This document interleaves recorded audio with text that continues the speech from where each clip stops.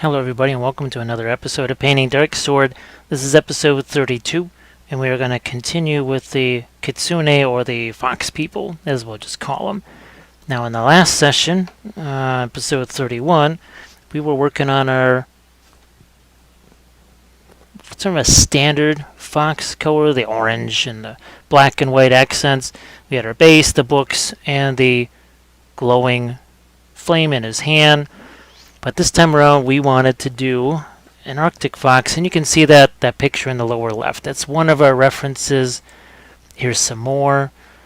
And I wanted you to take some special notice of especially the yellows and the tans, even some of the greens and the grays that are in some of those fox colorations. And we'll consult these again over the course of painting this. Now, a Kitsune, and you can see a couple of them here. There's a ranger over there. There's an assassin over there. We have the bard coming up next. So there's a lot of fun, different sort of critter characters, I guess if you want to call them that. And that's what we have embodied right here. Now, there's another little twist to this here, and I will show you. We have these 6 colors right here. That is all we have. They just happen to be the latest set of colors from Creature Caster. And I'll show these off to you. It's not going to take too long. There's only 6. We've got a couple of greens right here. Black green, pale light green. We've got some bluish colors, light and dark. Here we go. We got gray blue and blue black. And now for our warm colors and one of our lights. Burnt sienna and pale yellow. And you say, what's the deal with that? You're not going to be able to paint a miniature with just those 6. Now, for the most part, I only use between 6 and 9 colors anyway. And when you look at these, well, there's a red, yellow, and blue right here. Those are your 3 primaries, yes. We actually have 2 blues. And we've got ourselves our red. You know what the yellow is, and oh, look at this. We even have some bonus. We have a couple of greens to add to it. So I just wanted to sort of change the way you think about what's red, yellow, and blue. I've done this before. This is not really a new thing, but I thought I would just sort of reiterate it. And this with the new paints and everything, brand new colors that aren't, okay, so think of this as more traditional yellow. And of course it's transparent, so that's sort of an untraditional, traditional yellow. There's no white here. We'll see what we can do without white. Okay? But what we'll do is we'll get these colors out on the palette here. And what we're going to do is we're going to see what we can do with these. Now that's not super dark, is it? That red's not very red, and well, that yellow is not terribly yellow. We also have to decide what we're going to do costume-wise with our characters, see what we want to do with that. We're also going to use our standard number 8 round craft brushes, and we will use some of the Cotman. So they're from Winsor Newton. Again, you can get these on the Dick Blick website. They're also in craft stores, Hobby Lobby, Michael's, that sort of thing. So we'll be right back with our initial glazes and shaded base coat. Well, let's get started with this and see what we can do.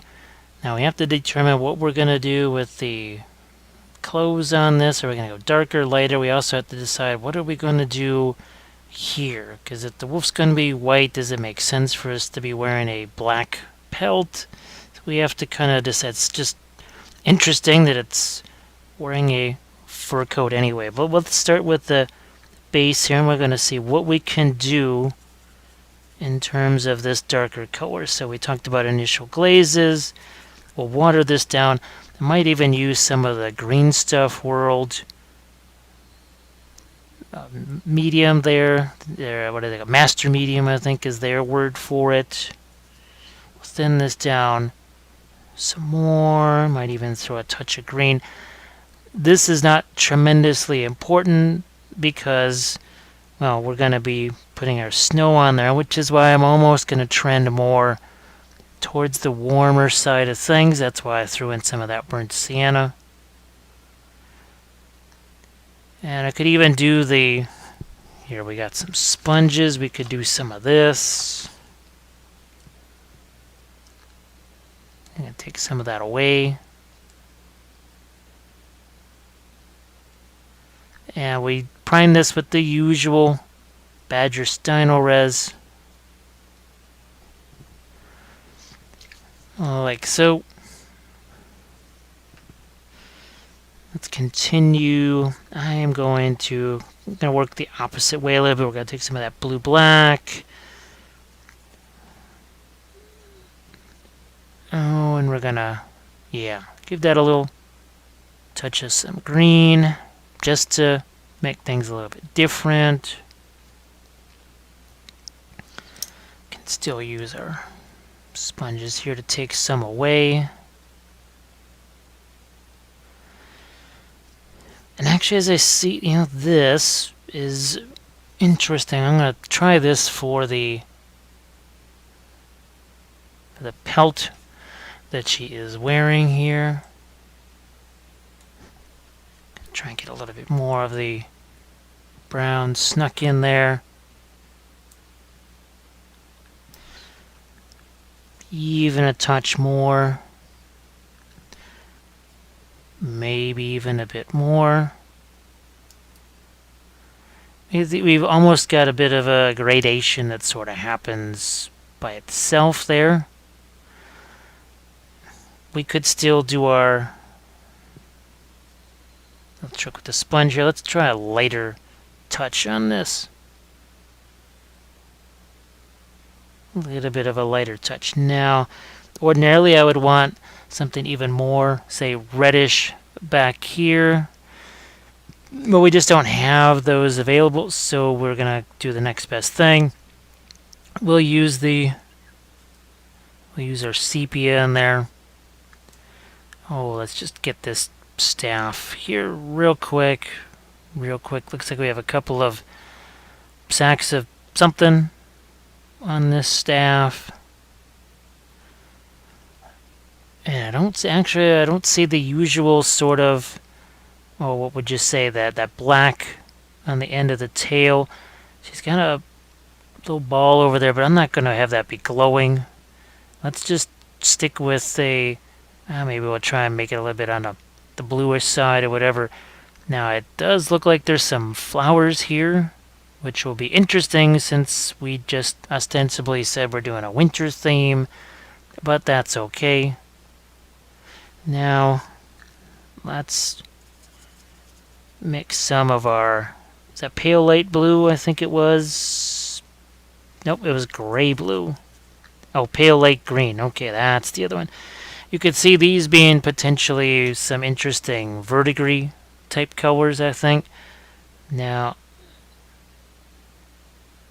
I think, we'll say that the fox has hair. No pun intended. No pun intended. Well, I'm thinking maybe this mixed with the light, with the gray, that dark gray blue. We'll see what happens with that. We're just gonna mess around with a few things here. We're gonna hit. Now I have the secondary light on, not the primary light, because that would just burn this all out. Now I've also got I'm going to turn my brightness down even a little more just to make that a little easier to see. So I've got our tail over here. We'll just slap that on there real quick. No big deal. Have to decide what's going to happen with these. I'm going to see what happens with this, like so, because we want to do almost more of a yellowish color on the, if I've called it a wolf, I am apologizing for that already. I don't think I have, but if I have, there's an apology issued now. Because I don't think... Yeah, see this up here, we'll go with our green up here. So let's mix a little bit more of that into there. So now we get a little bit of separation here, and think maybe of that green as more of an accent. Okay, and then maybe some of the flowers make sense. We could do that over here too.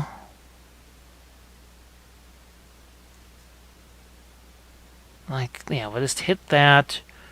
Then we have to decide what is going to happen with this right here. Do we do a sheer fabric on that? Oh, I don't know if that makes a whole lot of sense in the wintertime, but what we'll do maybe is try this.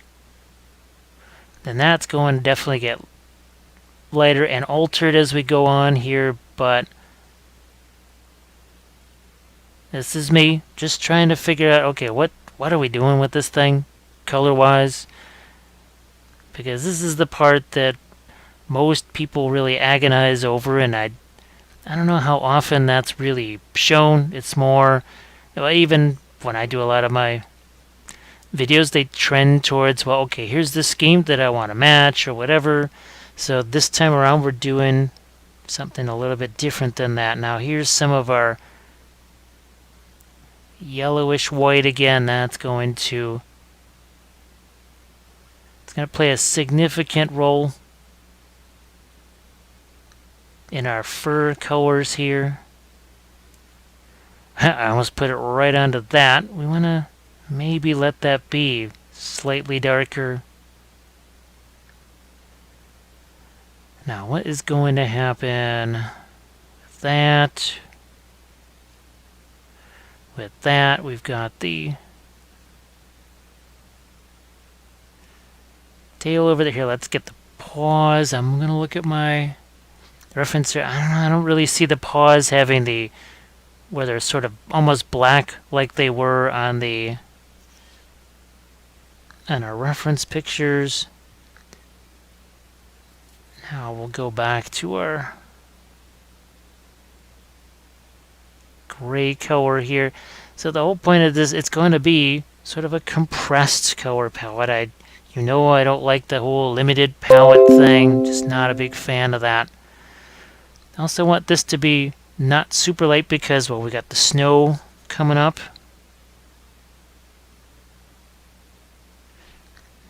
I'm going to get some of my...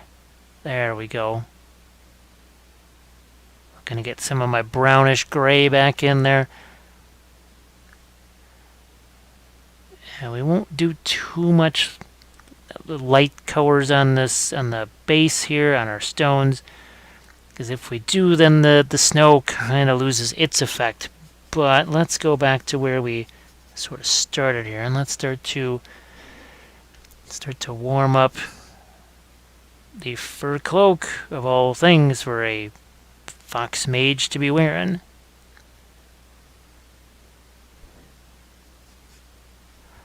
Now I'll be curious what happens when we mix this and our... Is that pale yellow? What is that called? I'm just going to point that towards me. It is called pale yellow. And that's going to happen right here. Probably an interesting sort of skin tone. Yeah. Just for the heck of it. Here, let's get a bit more of the red in there. And by red, burnt sienna, because we have some of our grayish blue in there still. Yeah, not a shabby flesh tone, eh? So, there you go. Now you know. Oh, and while we've got it, let's just use it on some of these pouches here. Fill with probably some kind of potions or herbs or something along those lines. Let's get these guys. Oh, and we'll just hit this too. And actually the burnt sienna, these are nice little complements to each other. This to the greens, and so that's why they mix together so nicely and do some pretty fun things for us. Yeah, those look like skulls right there. I wanted to take a little more of a peek at that, and definitely they look like some kind of skull. Now let's take this in our light blue and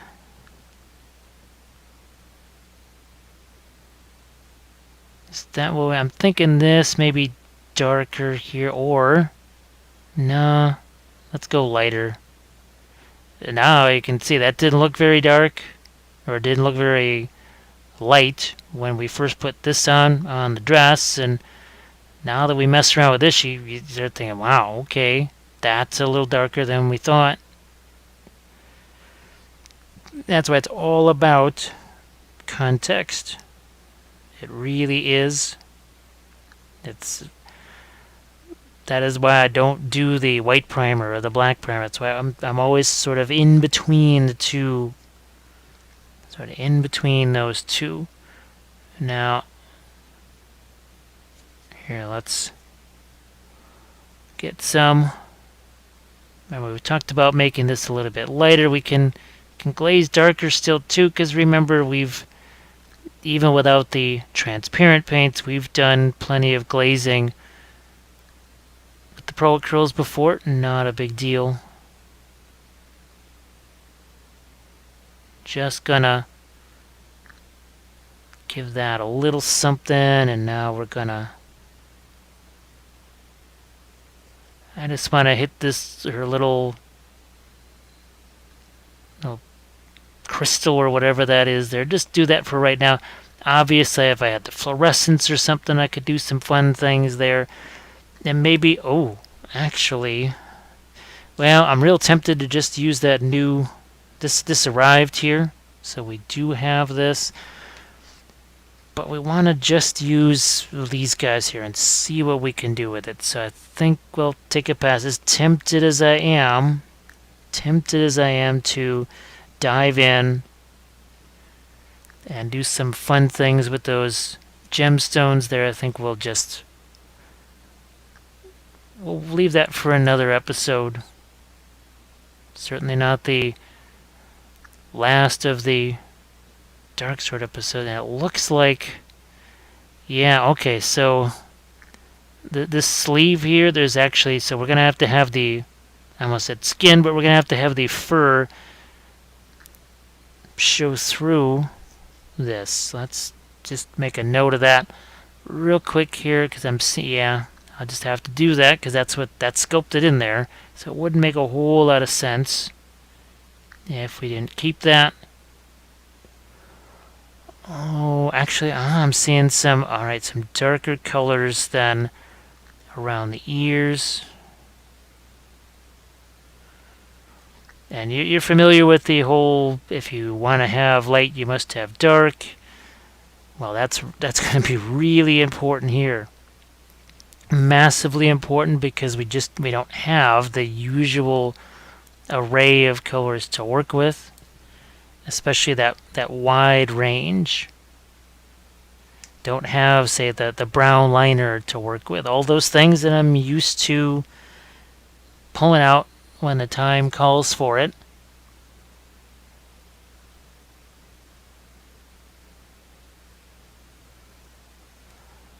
We can still get ourselves a nice range of colors here. You have to.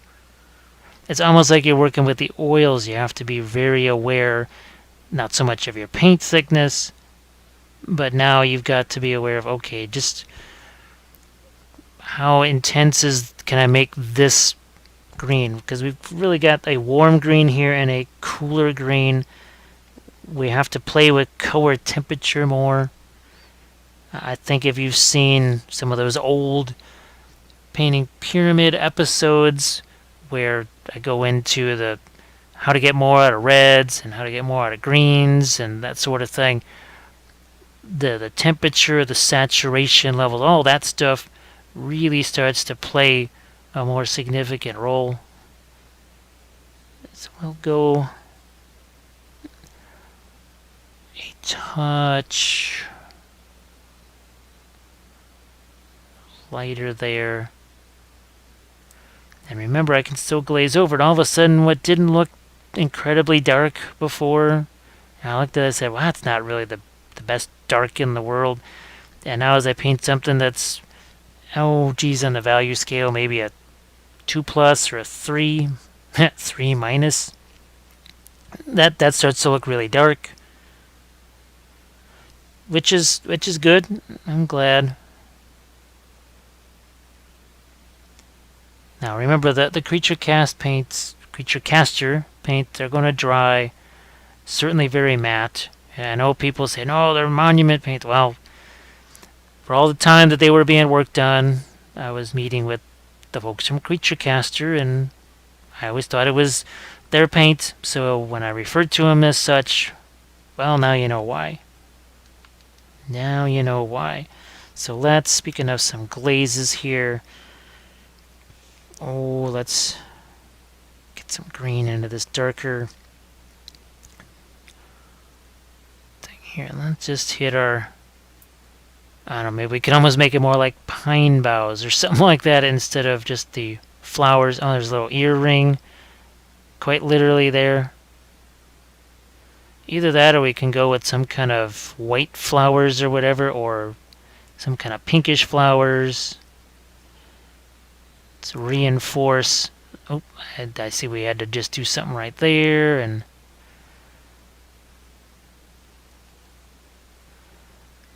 now let's give this a little extra boost right here. We'll just have that.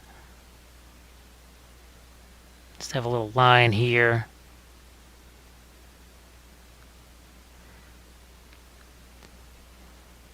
Okay, and we're going to do a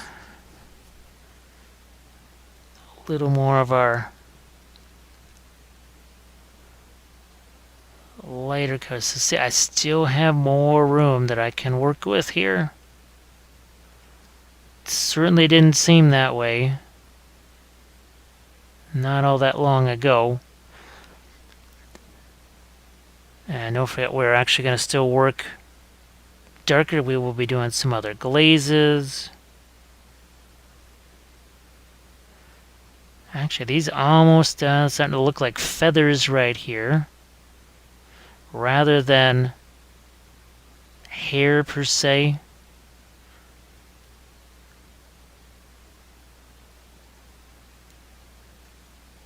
And I'm going to see if I can't throw in some of that darker color around the ears. So let's do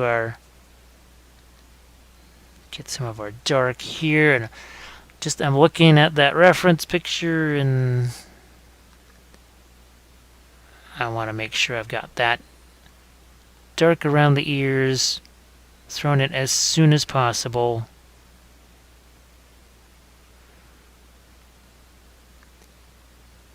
And then we can, like I said, we can go back and forth with our glazes. There, it looks like there's a couple of tiny shrunken heads on this. Very interesting. We know we gotta get some dark in there.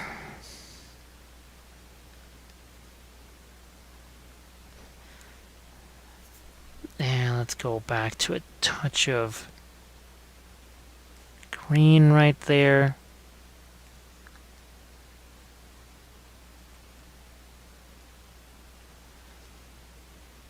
Now we're going to take some of that green. We'll do a little bit of a glaze with that here. And obviously it takes a little different track when we don't have any of our, there's no Reaper clear liners and any of that. We don't have the ProAcryl transparent, so we have to take a little different approach. The glazing approach changes. And I suppose it's those things you've got to be willing to accept and say, okay, yeah, we can live with this. We can make a little alteration to our approach.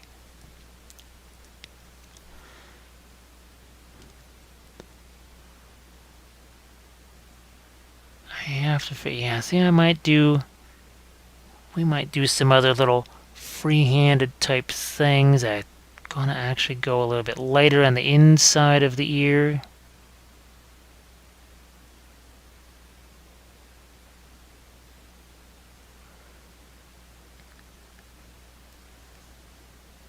Like that. We need to find some dark here for the nose.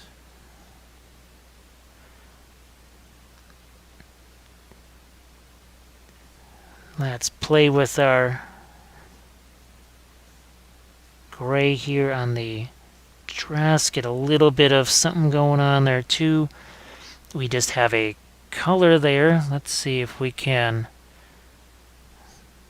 either go darker, lighter. Let's go a little bit lighter here. So you see there are some really subtle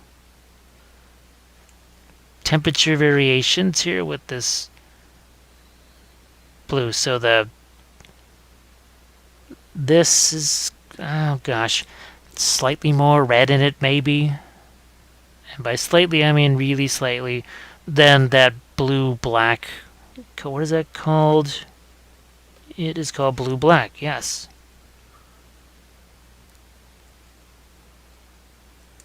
Okay. Let's get this side over here too. And remember the Dark Sword figures, their hands are not going to be gigantic hands. These aren't GW figures with the heroic scale.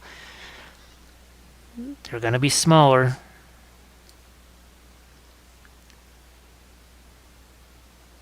Alright, I'm going to get that hint of green there. Now, let's go back to those flowers, and we're going to maybe just do a little bit of Edelweiss type stuff here. We'll just go with these blue flowers for the heck of it. And we took that, basically an ice blue type color.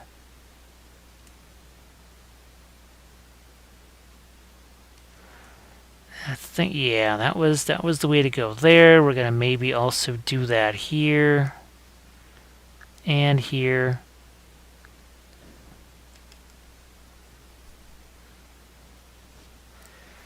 So what I want to try and do here is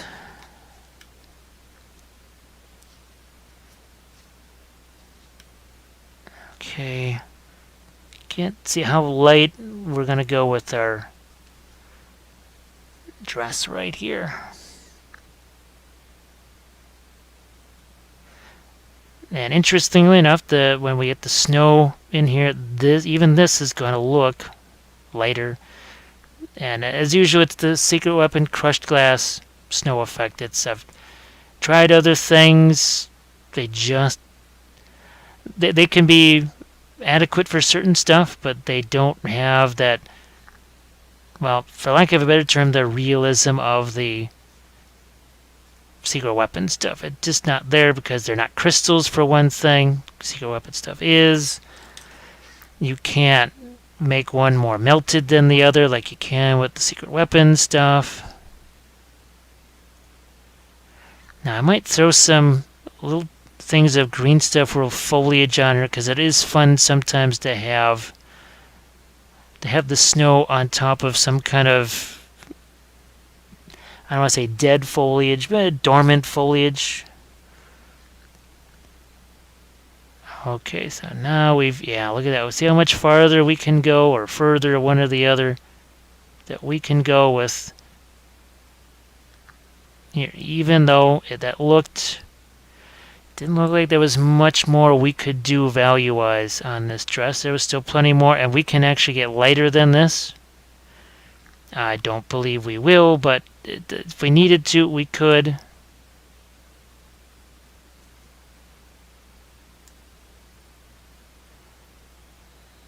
So there. I think what I might do is just do the glossy stuff over the top of our two little, well, what would you say? Two little spheres, crystal balls, whatever those are.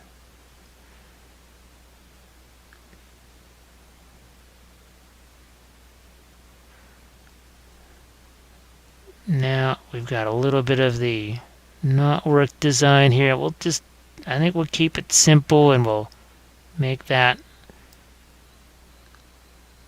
lighter color there. Let's go back into our yellow white here, and you can see, look at that on the tail. There's still room to maneuver there, even though it looked white. And I know it might be on screen getting a little bit, I don't want to say burned out, but and that's kind of what happens with white.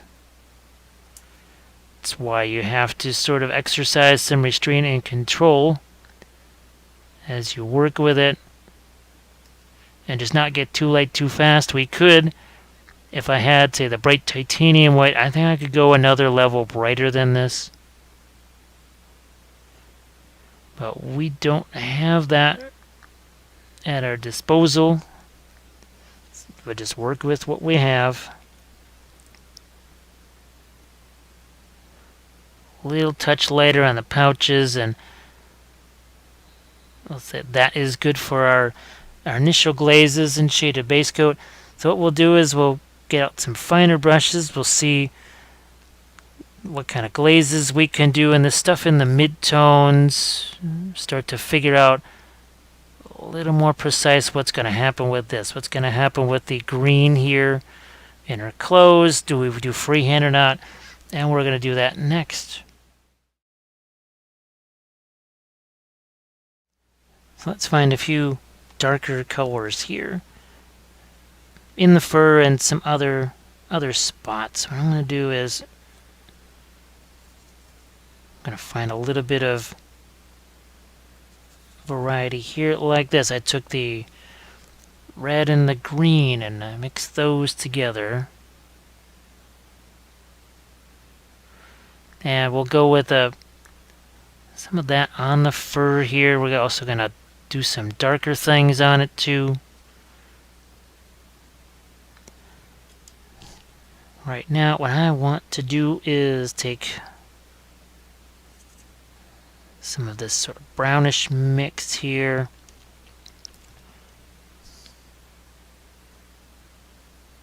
Do some glazes over this.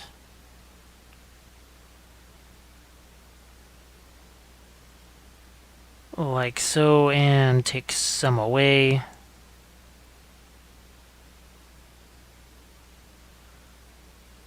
Same on our furs over here. And now let's go into our little bit of our bluish middle tone there, and it's not really, we don't want to necessarily put highlights on this, but we're going to actually, it's interesting like this to almost highlight a warm color with a cool color like this. Let's get a little bit of the pale green into that.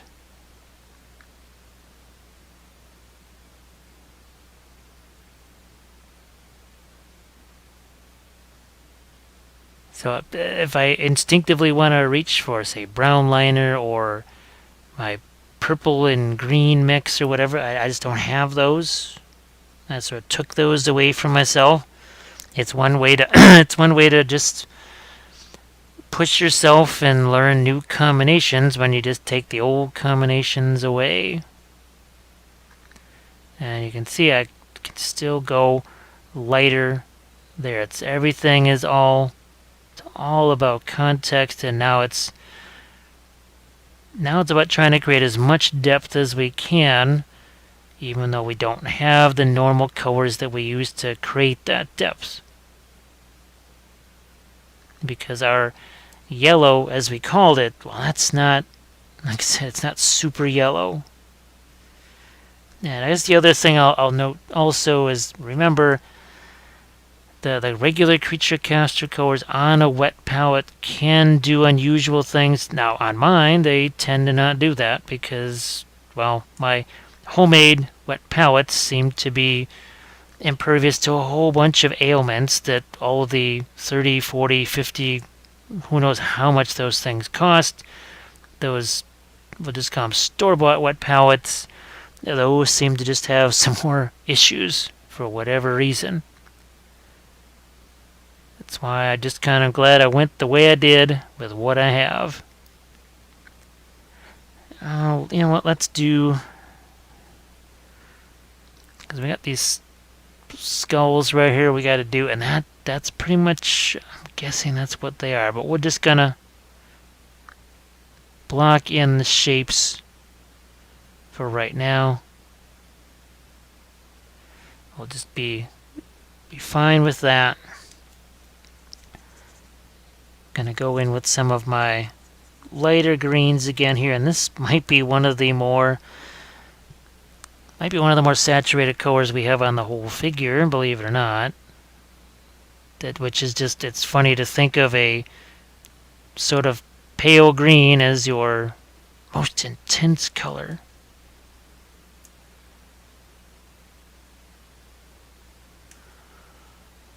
What's up here? Obviously, we'd like to maybe make that some sort of gold or whatever, but we're a little bit restricted here. We don't have that bright yellow, and well, bright yellow is kind of a primary thing. You either have it or you don't. And we don't have that, so we will have to work around that. And now I'm going to see if I can't lighten up the sleeve here. We're looking to get a little bit of a differential there from that darker green-ish cloak.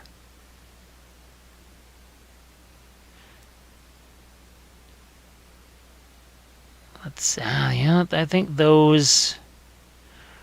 I might hit those with some of the burnt sienna mixed with our pale yellow too.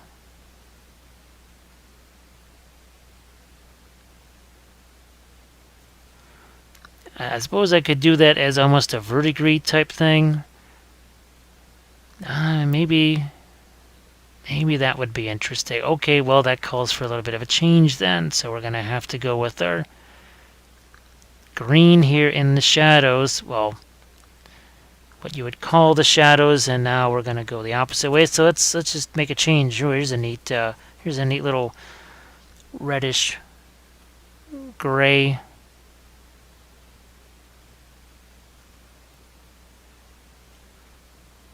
Just leave it like so for now.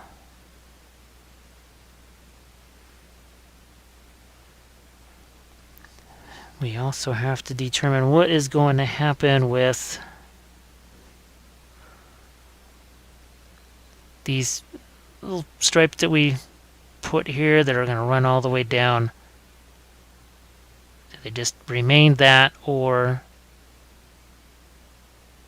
I was tempted to actually do a little bit more with those.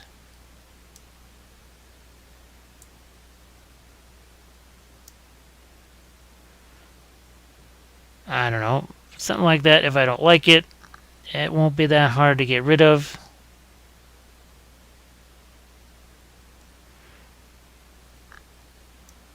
Not all that difficult, just paint some light blue right over the top of it, but I think even that just was that's a fun little shape right there.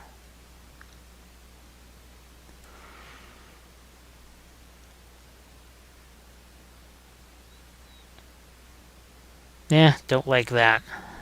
So we'll change it back. I can always take a smaller brush and mess around with that some more.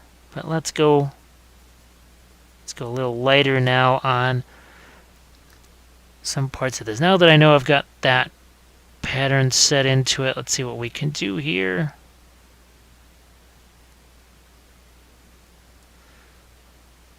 You can see there's room to go as far as getting lighter.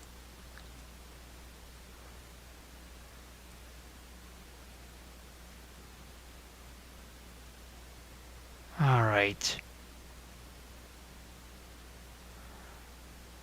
Now we've got the flowers up here. I have to decide what's going to happen with the interiors on those.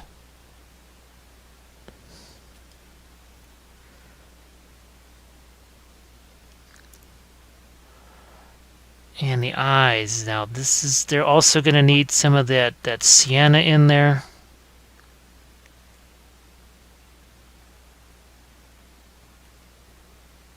Gotta work my way around those.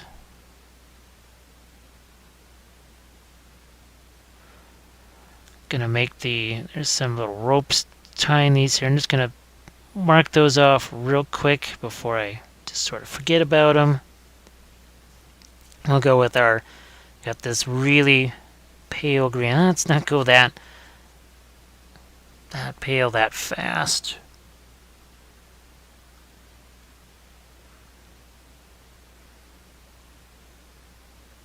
Not quite so fast. This would be, like I said, this is a really good verdigris color. I'll have to look and see if they've already got one that's called verdigris or not in some of the previous sets that have been released.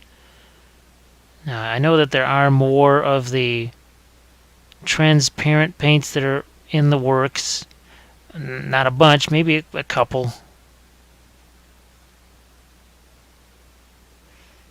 It's best not to, and the goal is not to have a paint line with a bazillion colors, because then you're asking a lot for people. The folks that want to have the whole thing, and there are some folks I don't know if completionists is an original term of my own, but they're a little bit like that. They want to have the whole thing, and that's way more accessible to achieve if you've got maybe 50 colors in the line, or 60 or whatever, instead of 200. That's a bit much. Even at their more reasonable prices. Here, let's get some blue into this, and even a touch of the gray. I'm just looking to get this fold that goes right over the arm. And there will be more glazes over the top. And here, remember that notion of you take that, say, now this case, again, a cooler color over something that's warmer, and we're talking maybe some minute differences, maybe, in just how those colors are as far as light and dark, intense, non-intense. It's a compressed value range. And see, I just threw a little bit of the green in there. That starts to have a little more life to it as well. And I am going to looking to do a couple little glazing things here. Now again, I've got to get used to glazing with just the ProAcryls. It's been a while since I just used the ProAcryls without any kind of transparency or without any of the Reaper Clear and liners. So the one that you can see with that, let's see, what was the, oh yeah, it's the butterfly. I always call it the butterfly demon, but it's actually, I think, the Lady of Anguish. So that is a creature caster one. If you want to see me using these colors in a somewhat more glazing fashion, you can see that there. I'm also looking to get just some hints there.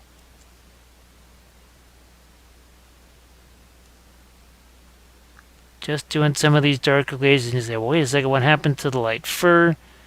Well, that's going to come back, but I just needed to bring out some of what's underneath again. Yeah, it's got to take some of that away.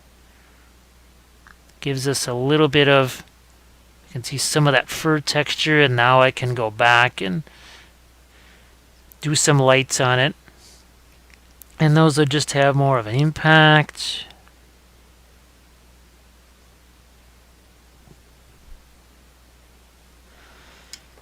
And see, we can go to a smaller brush here. Typical Winsor Newton Series 7. I'm going to get some lighter colors on the pouch. Because there's several of them.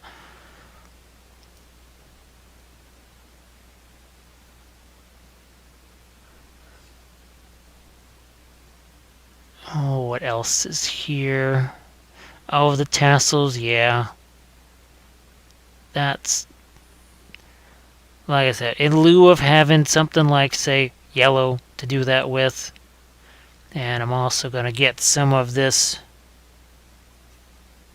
essentially a skin tone color, basically a Caucasian skin tone color. Going to start to work a few more lighter areas in here too, but see it with that same brownish color. And by brown, it just really is almost more of a flesh tone.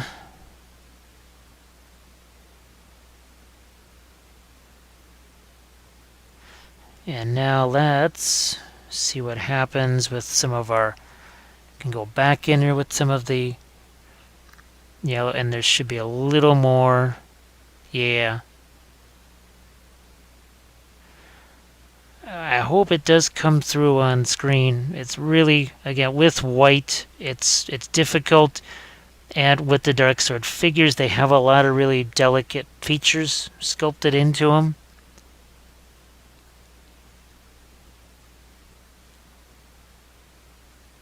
But I think now, even as light, yeah, you can start to see some of that having an impact there.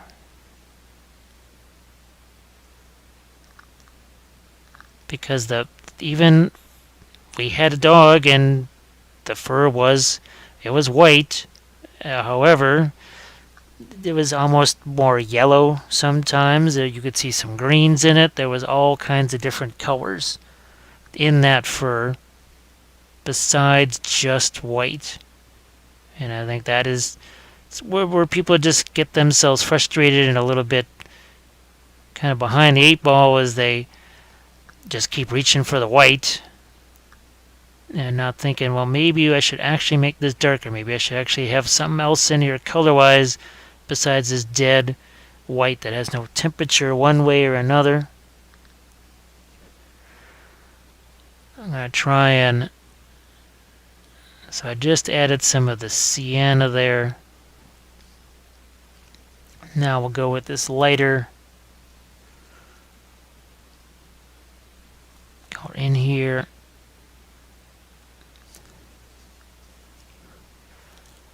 And on this side, I think you can start to see the eyes emerge a little bit.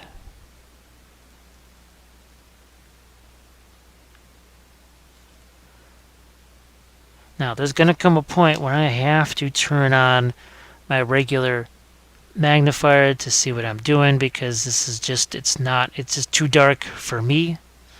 Because I can move all the lights that I want. And I'm trying to move one a little bit closer here.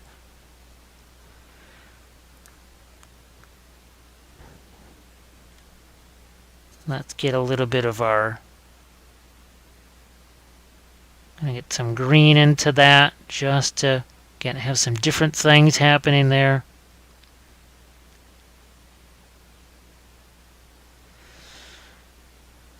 And now I'm going to take a bit of a lighter color here, and let's see if we can do some things here with these. Is that they're barely... It's interesting, as I put the paint on here, they're just kind of disappearing. It's very subtle, sculpted detail there.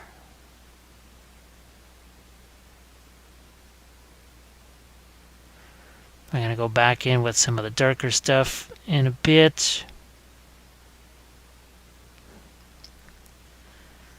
Oh, let's take some of the green. We'll mix that with our gray. So it's probably been since that original Creature Caster series that I did with the Lady Anguish that I only used just Creature Caster paints and not anything else with it, like either the contrast or the Reaper Clear inliners or any of the other things that are sort of in the arsenal. And again, that blue-gray or blue-black, that is definitely not even as dark as, say, a brown liner. And that's okay, that's no big deal. We are gonna get a little bit of a liner. So we got ourselves a little bit of an eye right there.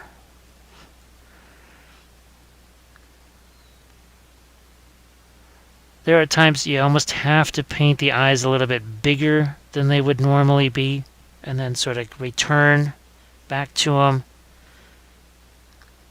And then kind of outline around and to cut those down a bit.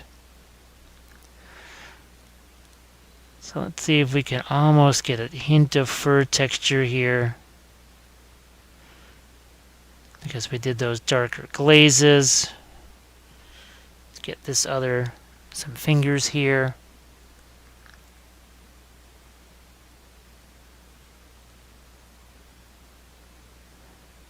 There we are. Let's get the ends of these fingers, and this is basically as light as we can go here now at this point, and that's it. Can't go anywhere.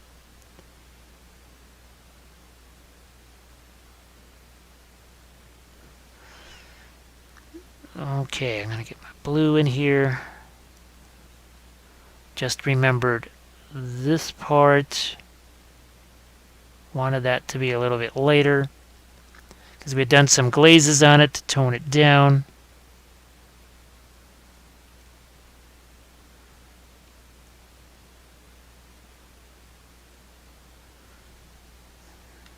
Let's go back with some of that lighter, basically very pale yellowish white,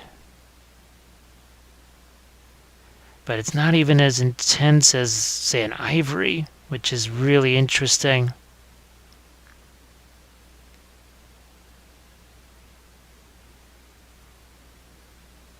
I got these flowers here. Now, the one thing that's going to happen as we try to lighten that bluish color, the sky blue, with that pale yellow,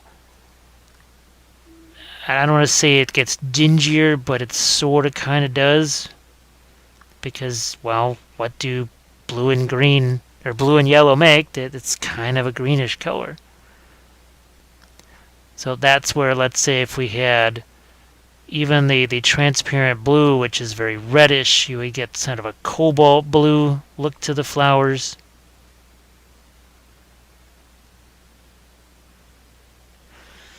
Now, I'm going to get into my grays here, and maybe I don't want just the black outlines around the ears. That would be kind of unusual. So just doing a little more of a gradation there.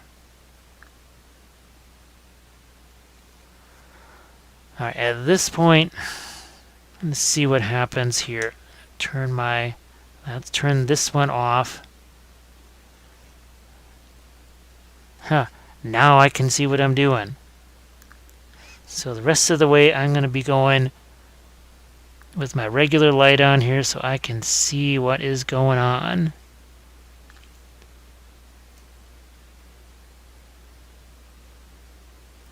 Now let's get to our lighter green. This is going to be on basically the shirt here.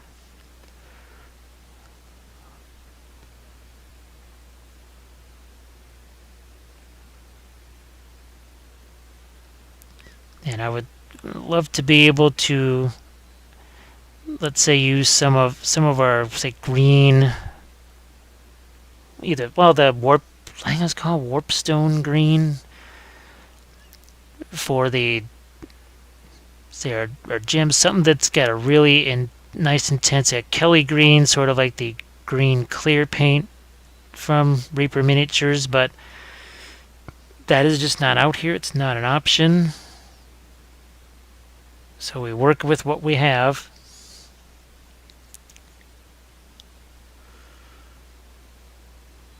Just messing around with a little bit of freehand here.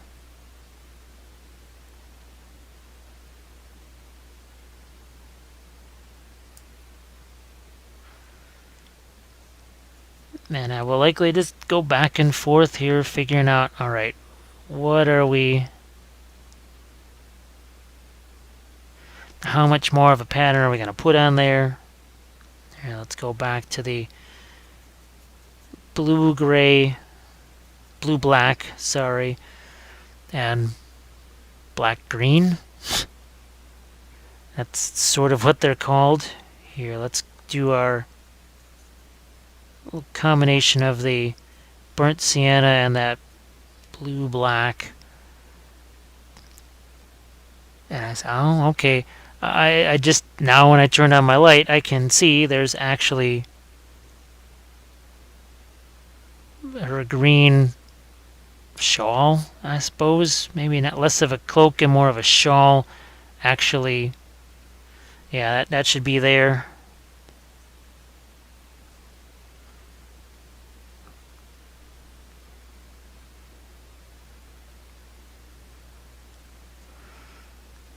And as much as this might start to bring this shawl or whatever closer to the other green that I've got, there just has to be some lighter color. Now this, yeah, okay, so this is going to be a little less, believe it, it's actually warmer than the green that's right next to it, even though, say, the value is going to be about the same, because we took the brighter, more yellowish green and added that pale yellow to it, as opposed to starting out with a green that was already kind of on the bluish side.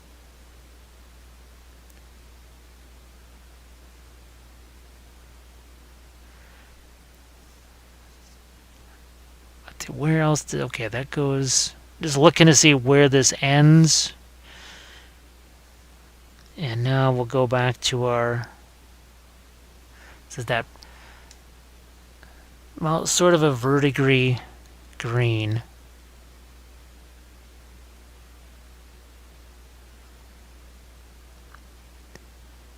Might even let some of that creep into the fur coat there, and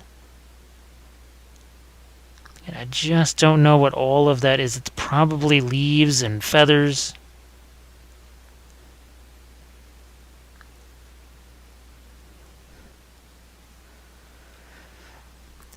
Now also too, at this point, there's a little bit of fighting going on because the creature caster paints really like to cover, like a lot, like a lampshade, which means, we got used to all the transparent stuff that we can do with the transparent paints and all the glazy type things. Well, it's not quite going to be there, because we're using a paint whose one of its main purposes is to cover like crazy.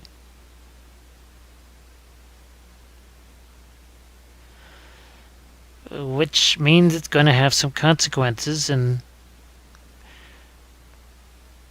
primarily among that, it's going to make the more glazy stuff. There's a highly technical paint term for you, glazy stuff. It's just going to make that a little more difficult, more challenging.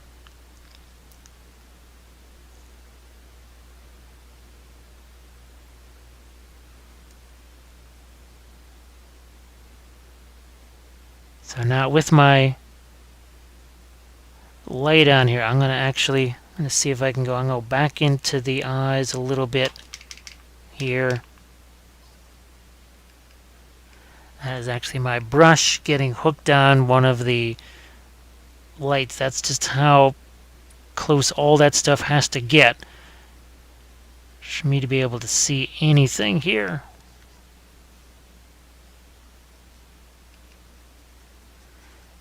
So you can see, obviously, I can basically make a sort of a pinkish color here. That's the best we're going to be able to do for the eye.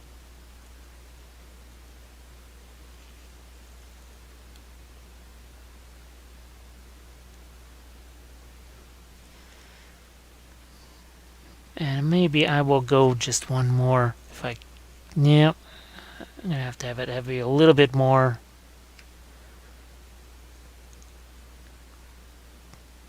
Pinkish there. And like I said, this is going to be for you, perhaps a little bit on the burned out side. But for me, now it's on the side where I can actually see what is going on.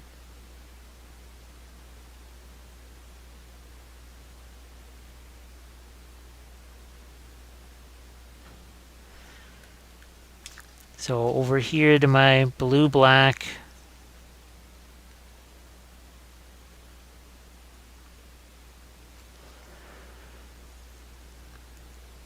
I'm going to do the thing around the eyes here again. Which now stands out a whole bunch more.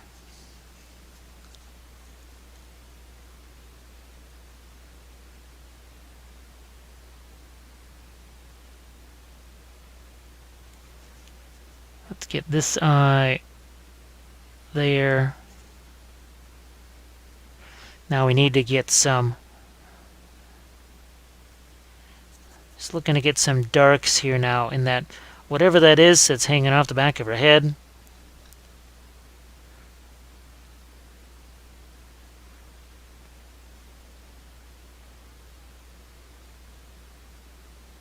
Who knows, I might even add some of those light blue flowers in there.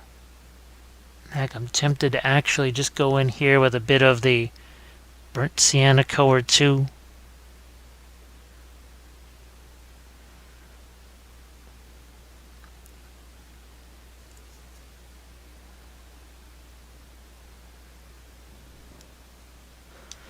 Let's give the nose a little more shape here too.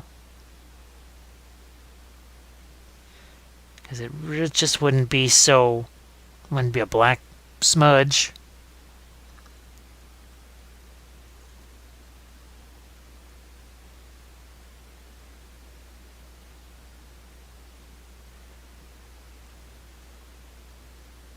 Gonna basically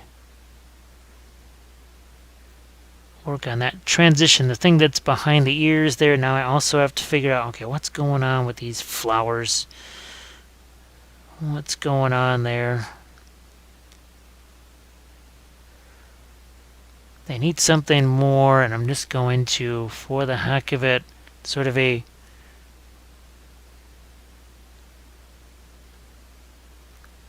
for lack of a better term, just a bit of a dark green glaze in there. And then I can go back with some of the lighter blues. That's what we've done. Remember the skin, we did that there. Well, the fur, the white fur at least.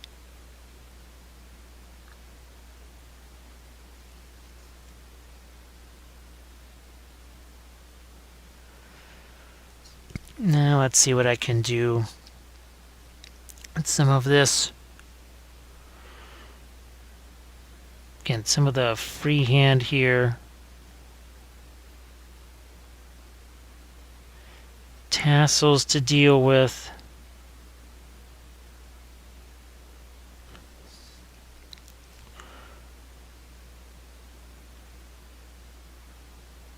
Like I said, the glazing with the regular ProAcryl paint is going to work very, very differently than it otherwise would.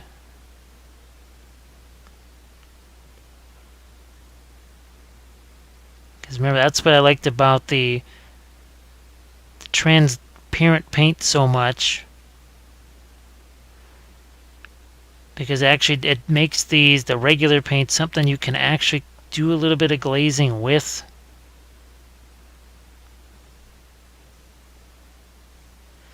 It's really hard to explain. It's just something you have to actually watch in the videos.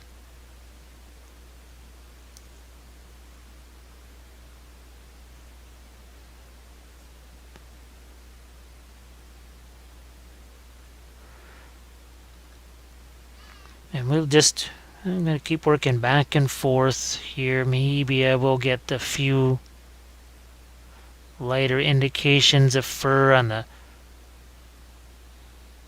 back of the head. We can do some lighter fur down here.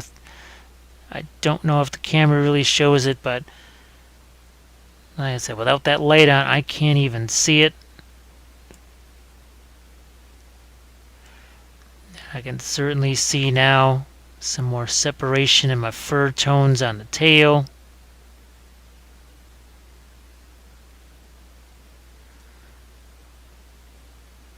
A little bit more in the face.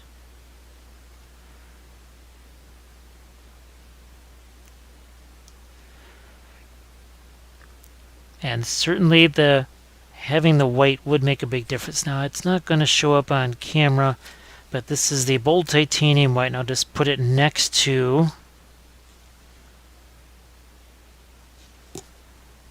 that, and oh yeah, you can even see it from here. See how much lighter that is than there? So imagine if we had also that we could access there. Now unfortunately we're staying away from that, because what we want to do is stick with just the colors that we have. What we're going to do is we're going to do some final painting things here, a few more glazes here and there, some other details, and then the next segment after that we'll get to our snow effects. So we'll be right back. Let's do a few more dark glazes in here. I'm just going to turn the brightness down a little bit, see if that'll let you see what I'm going to do here. This is not the blue black in there, and now we're gonna do some stuff here with the fur on this side of things, and this is almost the straight up burnt sienna right here. I'm also tempted to put some snow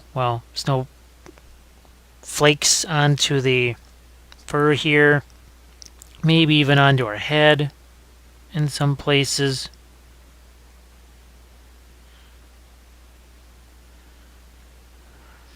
Now I want to, there's other places I need some separation here.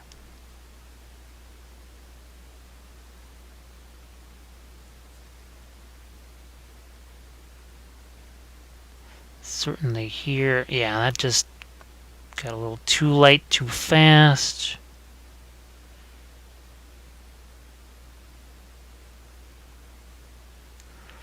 And most of this is now, it's going to be this balance of toning some stuff down. I'm going to bring some other stuff up.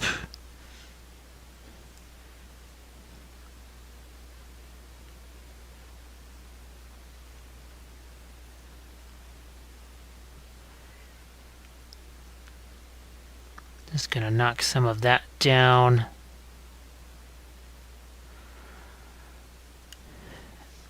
And I'm looking for, I don't even know if it can be seen right there. There was no separation there at all between, say, the neck and her shawl. So now we're doing this. This is that more yellowish version. I hope you can see. Yeah, you can see that this is more yellowish than that. So that's that notion of just playing with a little bit of color temperature. And boy, it's not much. It is very little. And we're trying to do a lot with a little.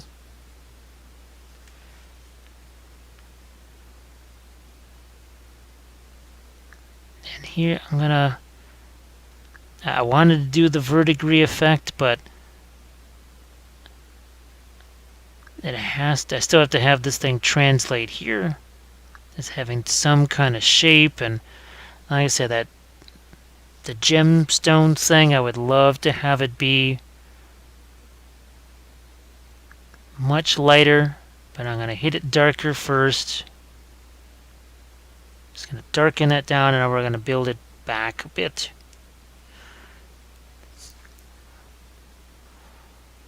Yeah, I almost kind of like the idea of it actually being a little bit darker. I'm going to do the other one. The same, well, something similar. Yeah, well, what is it? You gotta, if you want to have light, you must have dark. And we're just going to go, we'll make those darker as much as you would think, well, it's a winter type thing. It's a Arctic fox. You want those to be white as I make those little air quote type things, but you know what? We're not going to do that here. We will just have these be some sort of grayish blue here, something darker. Yeah, it definitely now stands out from the clothes, which is nice. I was not super happy about that. These are the things you just gotta be willing to make those changes. I say it every single time in every single video, but it's something that can't really be reinforced enough, I think. And now this is where we start to, what we like to do in our darks, instead of it just being all green in the darks, well, this is where we start to get something that's not just green. Now that's in something that has such a limited palette, that's where the depth is going to come from.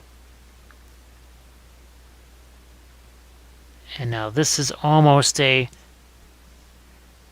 almost taking the blue here. We haven't really done this mix yet.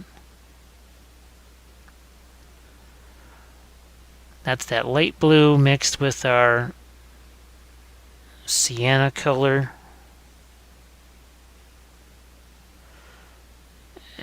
Now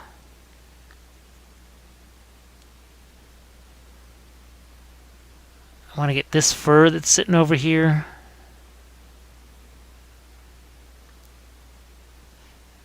And that got a little bit too green too quickly.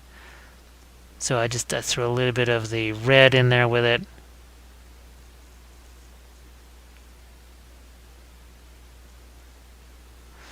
Now I'm going to go back more to a sienna here.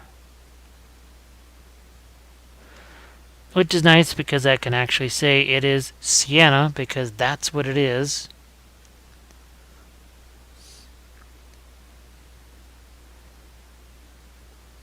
Now the other thing I actually wanted to do here is I've kind of kept the water in the palette at a minimum here. So this is actually a newer Chinese food container. I'm just gonna see if I can get a little bit of water. And I could do this with a pipette or something like that, but we're just gonna drop some more. So you can see how that really holds in the water very well. And these chamois sponges just kind of keeps it just wet enough. I can't really describe it any better way than it keeps them just wet enough. So after working with a lot of lighter colors here, I'm going in with some of those darker and mid-tones, and then I can go back. Remember, I'm staying away from the white that I threw out on the palette just as an example for you.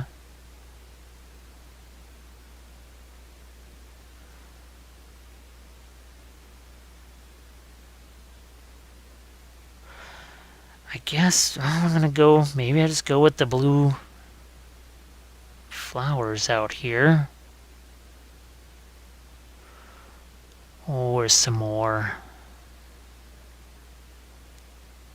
That might actually give me a little more separation than if I just kept working with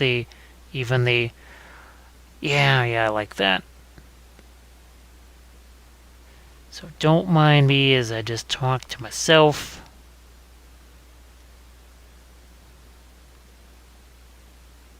Let's get this a little bit lighter here.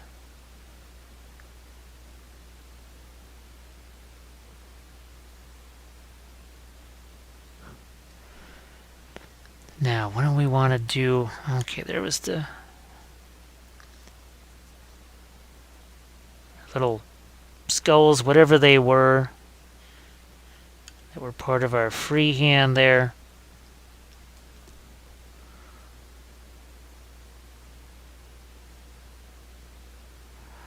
Now, the other thing too is that the regular ProAcryl paint, unlike say the transparent paints, would make this that much easier. It's going to be a little bit more of a challenge. Think of the Reaper, the liner paints, which I really love for freehand because they can be dark, they can have a lot of color to them, but they can really be nice and thin, which is great for freehand, obviously.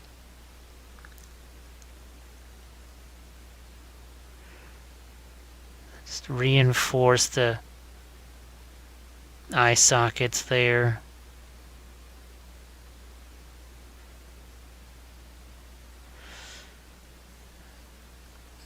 Wow, I can't get over the difference as I look at that white right next to this yellow here.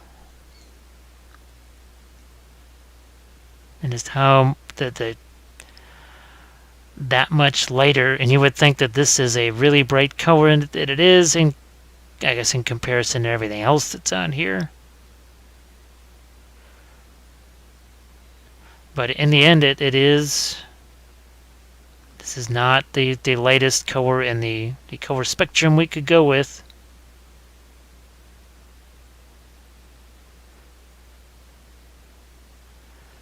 And I will continue now to bring out some little things here, some details in the hands. Again, the feet here. I want to have some decent amount of snow in this. I don't know exactly how deep it'll be, but yeah, I think a little bit deeper snow than maybe what you've seen in the past. I'm gonna actually throw my, again, this is the blue-black, get some more of this out there.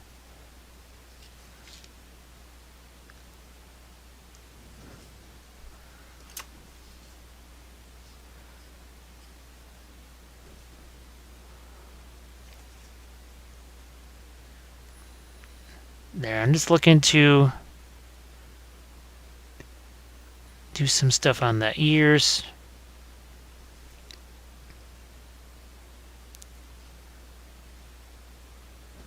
Now I'm going to go back to that. I keep wanting to call it a Palantir because, well, there's been doing a lot of stuff with Lord of the Rings, so that's kind of on the brain.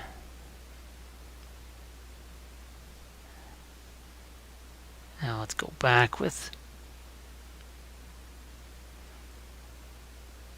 get some of that darker bluish gray, which is essentially a Payne's gray.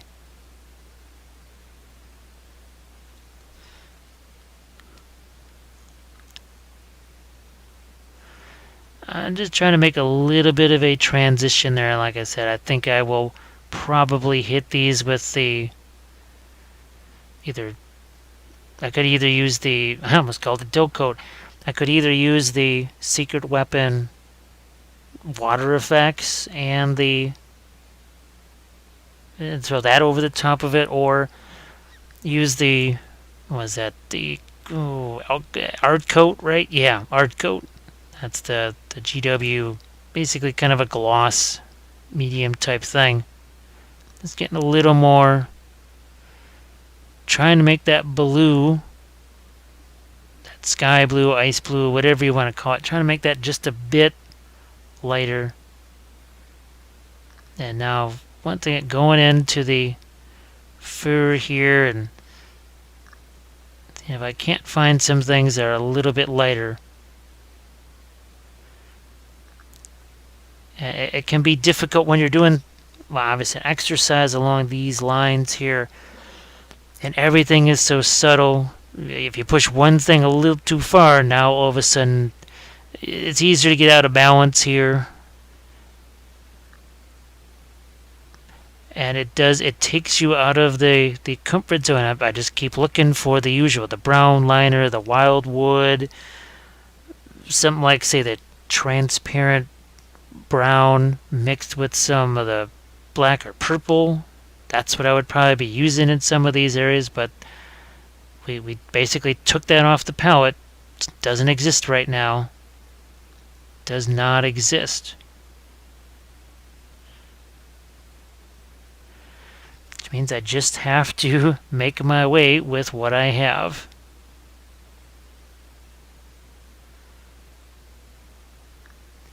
And I talk about all the time that I try to make these a challenge for me too, because I'm asking you to challenge yourselves. And if I don't also do the same sort of thing, well, that's not really being very honest with you guys. To say, yeah, do the experiment, take chances, take risks, do all that stuff, and then not do that myself. Now, boy, I'm sure you can't even see the fact that I'm actually adding a bunch of separation there. If you could, that's great. I said this is less about... Well, none of these is about trying to make the perfect miniature or whatever. I really am trying to introduce new concepts, new ways of thinking about miniature painting. And what this does is these new colors now, it gives me a really good idea of what it is they can do. What are they like when they get mixed together? Because otherwise it's, well, okay, yeah, there's a green there, and it's sort of dark. It's kind of like a camel green almost. But now I've learned just how warm it is, maybe compared to other stuff that I have. And that really only happens by just pushing the, I have like that pale green over there, the one that I sort of keep referring to as verdigris. I didn't really even necessarily think of it as that when I first looked at it. And the more I see it, the more I think about it, the more I realize, yeah, that actually could work for that.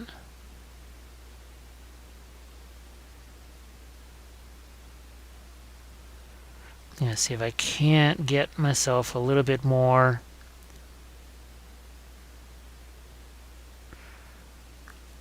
there. Let's see if we can do a bit more of a kind of a lighter verdigris green on this staff in a few places.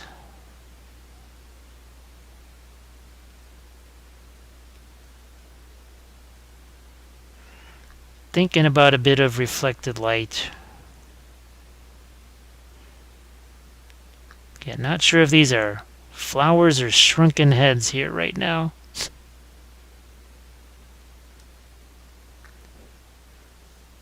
I could have gone to the Dark Sword page and looked up and saw what they were. But I didn't want to really be influenced by that because there was such a specific thing that I wanted to show here.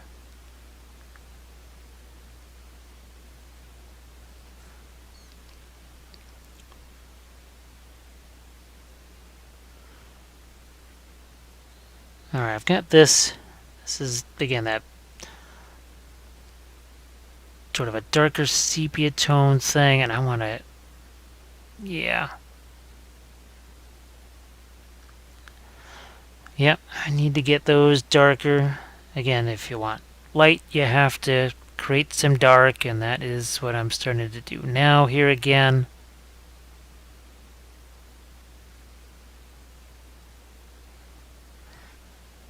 Even, yeah, that needed some too. And our little dragon topper there.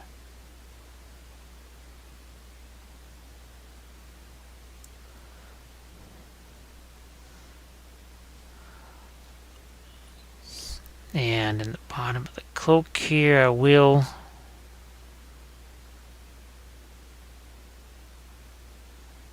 that again is the blue-black.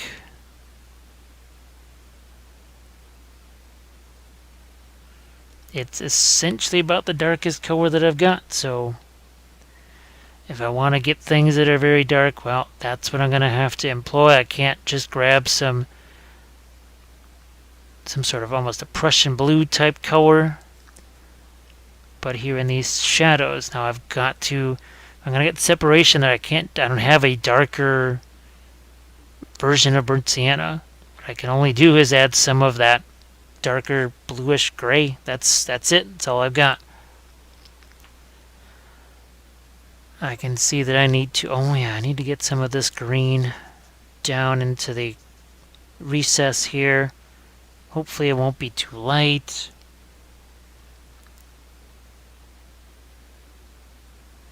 That just gives me a little more division from the rest of that. And I think I'm actually going to put some there too.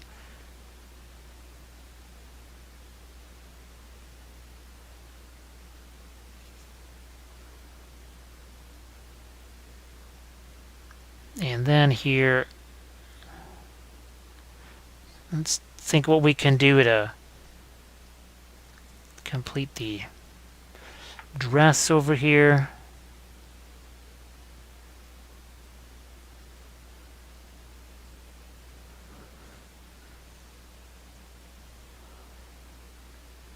Like so.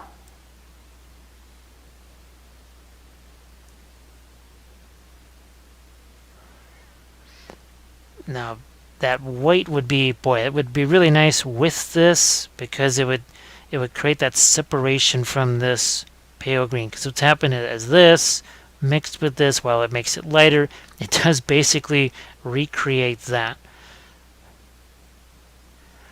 And I figured that just going with this set of colors was going to really accentuate that. I was right, that's for sure.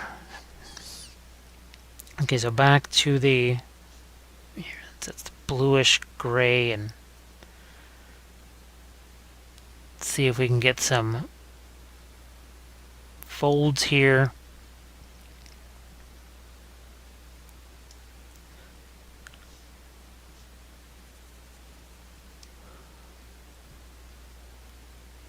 But I don't want those to be too dark. This is where we're just going to go back and forth here, and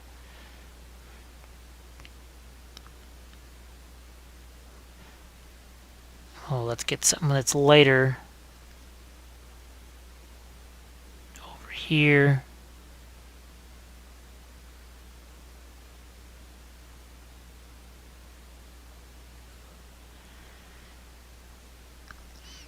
Man, now we can put that back.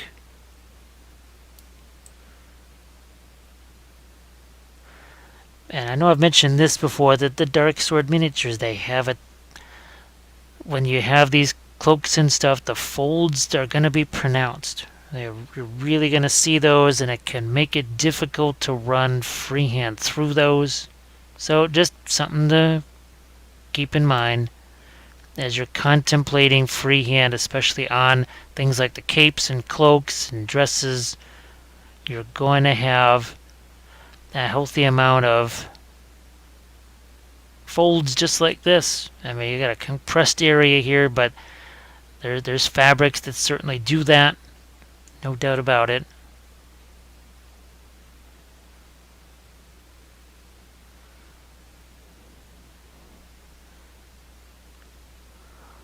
Now a touch more with that.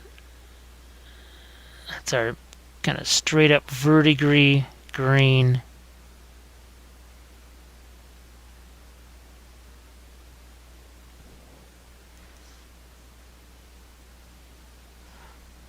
And this is where it's just tougher to work with only just the creature caster regular paints. I thought this would be a neat way to really accentuate what those transparents can do by basically taking them away. it's kind of the easiest way to demonstrate what something sometimes can do by just not having it and having to use something else in its place.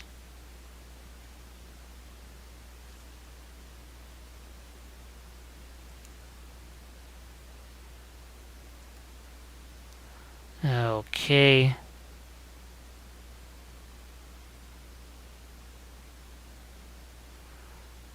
And a little more. Yeah, I don't want to say I'm outlining the light blue flowers, but we're giving them a little bit of a boost. A bit of a boost.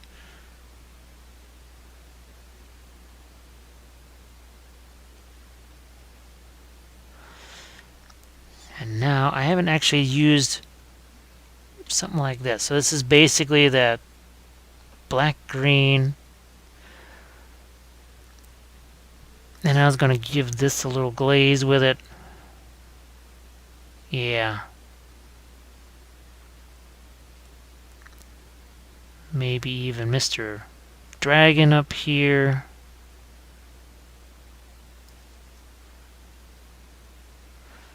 And these are the little subtle tiny thing. I could do these, like I said, 4 hours. But we want to get to our snow effect.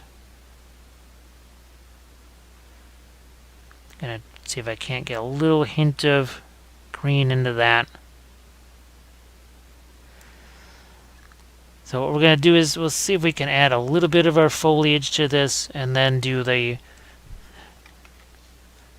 crushed glass. Actually, before I forget, see if I can find some art go. Yes, and I have some. Boom. Right there. This will not be anything terribly fancy.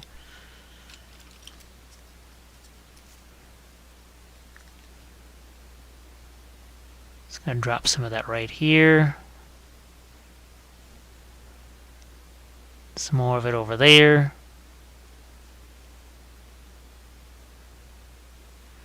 And we'll let that dry. Could have, again, used the realistic water here from Secret Weapon. Either way, I've used them both.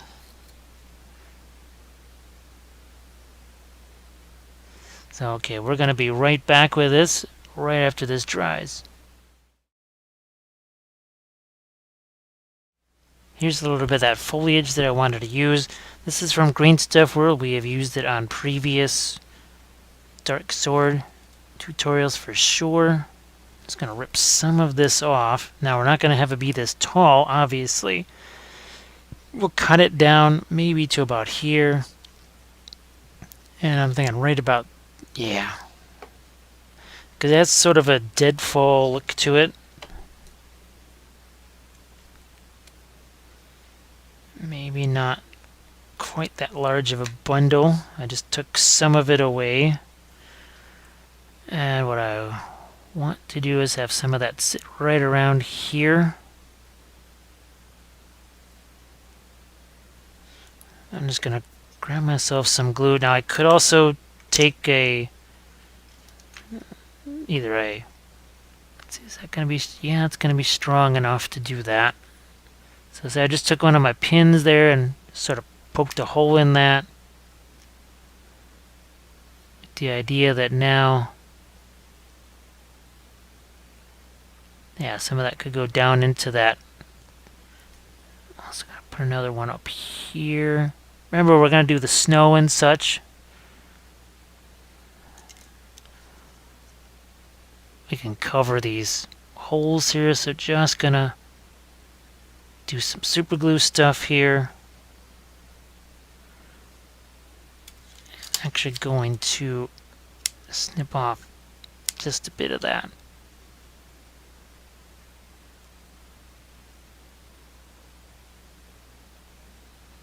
There we go.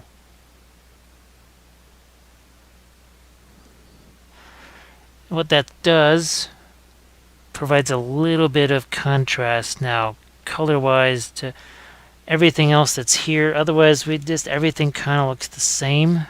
So we're trying to get a little difference that way too.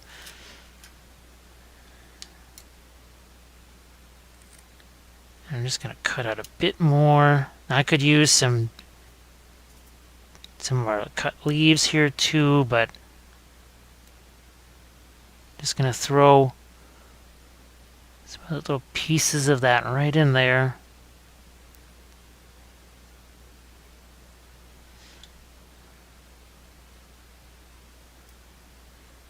There, I'm just trying to give it a little bit of air. To me, that sets her up. Remember, foreground, middle ground, background, that whole thing. Do we do any in this lead part? And you know what? Maybe not. I think what I will see is what I can get. Just a little bit of that right in there. So again, foreground, middle ground, and background. Consider this that hoped for foreground.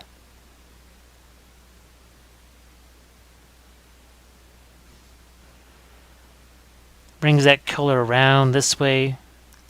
So the yellow that we didn't have to work with, right, color-wise with the paint, we're going to use some foliage to extend the range of our colors. Now that's probably not, I don't even know if I've really brought that sort of idea out thus far in any of the tutorials. So yeah, that's going to be maybe a little new for you, that sort of a thought. Let's see, where's my, I think this is a little guy that I cut out here. Again, I could use some leaves there. We've got the new substance from Luke's ABS, APS, I think. Those different ground covers that we like so much, but for the most part, we want to do snow here. And we'll just review. Now, this is a new container of this. It doesn't have the do not shake written in big letters, but it's still in small letters. It says do not shake. Also contains crushed glass, and it is actually crushed glass. That's why we have this container over here. I'm going to put it up there so you can see it on the palette camera too. And as always, we're going to put some of this over here. A little more. You can always put more on. You can never take the stuff off. And remember, you do not have an infinite working time with this. I almost shook this stuff. But we are going to put that over here. Like so. And less is more again with this stuff. Just do not, you don't want to go crazy with it. Just some water over there. And what we're going to do is we're going to make these meet in the middle. And look at this. So the more of the water effects we have, look at that. Real slushy snow. And the more of the crushed glass we mix in there, you see how that starts to solidify a little bit. We push a little more in there. It gets fluffier. So you're basically, in a way, decreasing the temperature as you add more and more of the water effects. So you can see we got a big old batch of snow there. Let's complete the mixing process on this.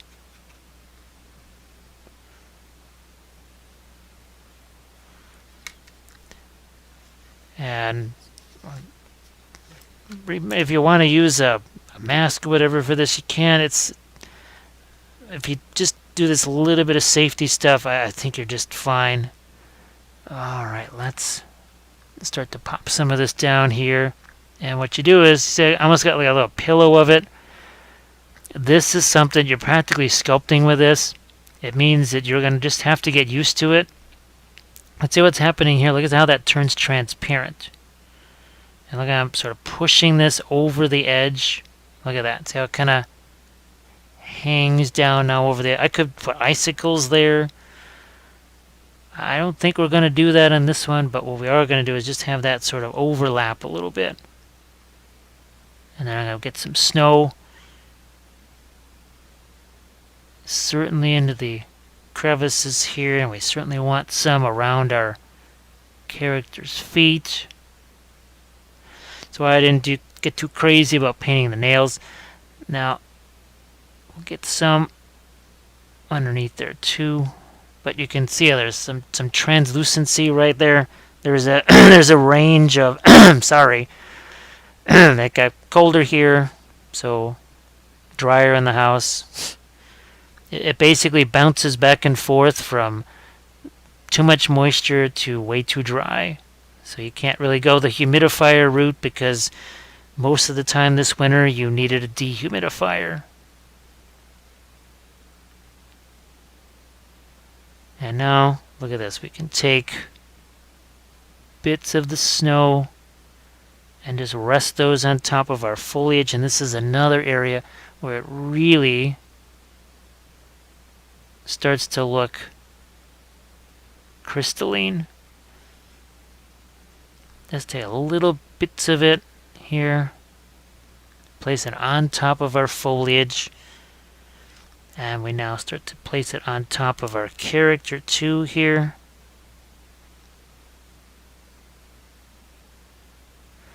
Yeah, putting this right in the flowers there. And also, too, think of it, there's water effects in this, which means that it's also going to have a bit of a glossiness in those areas where you place it to be, say, a little bit more thin and transparent. That is just what I love about this stuff. There is no other material that lets you do that. I've done, you've seen them. I've tried other videos where maybe I use the other type of stuff, the Woodland Scenic stuff, the GW, Valhalla, and Blizzard, used them all. And this is always going to be my favorite snow thing. Maybe it's not always going to be yours, and that's just fine. But for me, I really love the option to do so many different types of snow. So there, see, we got that nice pillowy snow that kind of hangs over. And you can do multiple layers of this too. When this dries, you can put additional layers. So that's why I would say if you want that more of a melted look, start with that. Start with the melted snow, and then maybe do layers of the more fresh fallen snow over the top of that. Be a little bit easier to control. Now I gotta tell you, this it's a learned form, because this was not the easiest exercise for me to do. When I first tried this stuff, it was really not the easiest thing for me to control. I just had to learn it. It's almost like sculpting with green stuff or whatever, or any type of sculpting, whatever. You've got to get used to. Got to get used to the medium and what you can do with it. See, I'm quite literally sculpting this now, pushing it around. I didn't used to do this. I used to just kind of slap it on there and good enough. I didn't really manipulate it the way I have been here. Okay, I think that gives you a fairly good idea on how this all should work. I really do appreciate all of the support that you give to the channel here. It really makes a huge difference, because like I said, while I try and incorporate as much commission stuff as I can into the Patreon page, that is not the easiest exercise to do. And the more support the page gets, the less of the commission stuff I have to do, and then I can do more pure stuff like this, where it's really just a straight up tutorial. It's all experimentation, So doing something like this on a commission thing is not necessarily what I'm going to be doing. But there we go. We'll say that is complete here. Yeah, I'll just throw a few little more particles of snow in a few places. And we'll say she's done. So remember, Instagram is usually where I put more photos of finished things. Obviously, I'll have some finished photos in the opening and closing credits of this. But thanks again, everybody, for the support, and I'll catch you on Dark Sword 33.